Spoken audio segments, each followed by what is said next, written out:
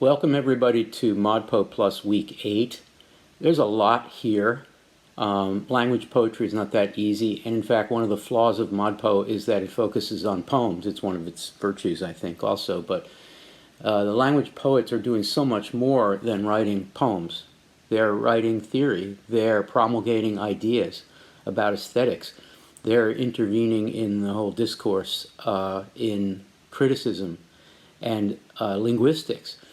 So ModPo is maybe not at its best in introducing the ideas of the language poets, but I think ModPoPLUS for Week 8 is ModPo at its best in broadening the definition of what a poetic movement could be or is or was by introducing lots of different poets who are both right at the center, the heart of the discussion about the language poetry movement, and also working nearby, in association with, at the edges.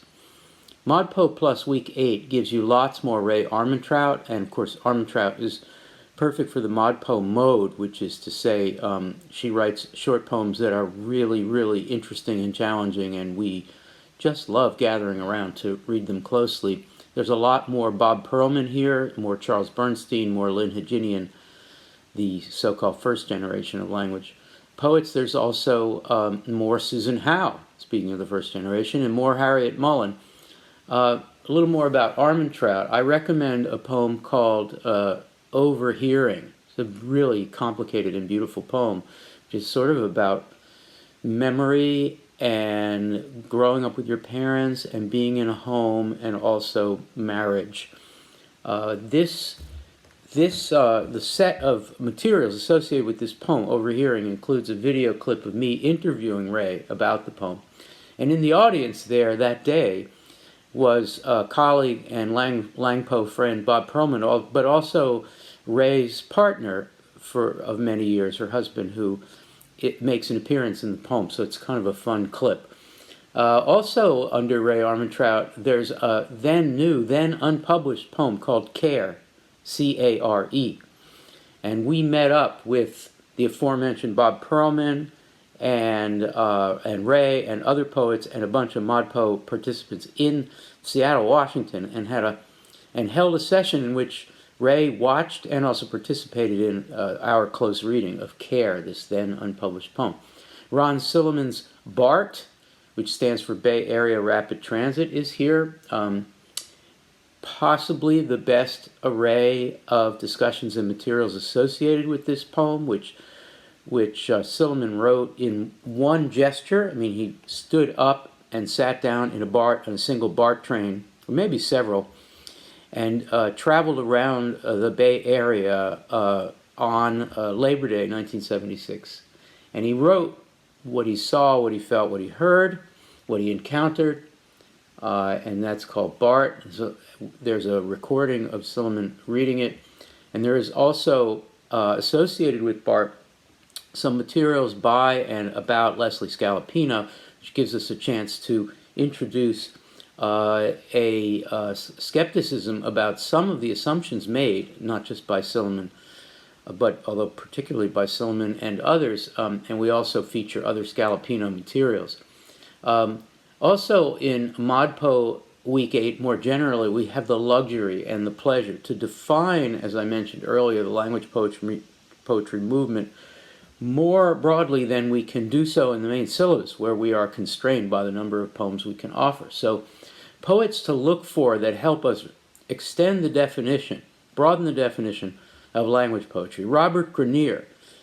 Oh boy, Grineer. He has a piece, pretty well-known piece, called Sentences, but it's a box. It's sort of sculptural. It's a box. He made a number of these, or he and his friends made a number of these, into which he placed, and others, printers, editors, placed 500 cards, like big, oversized index cards, each one written upon by a short haiku-like poem, or like a koan, like a Cajun koan. It's called Sentences. And Grineer, who was a little older than the main Bay Area first generation language poets, was a real inspiration to them.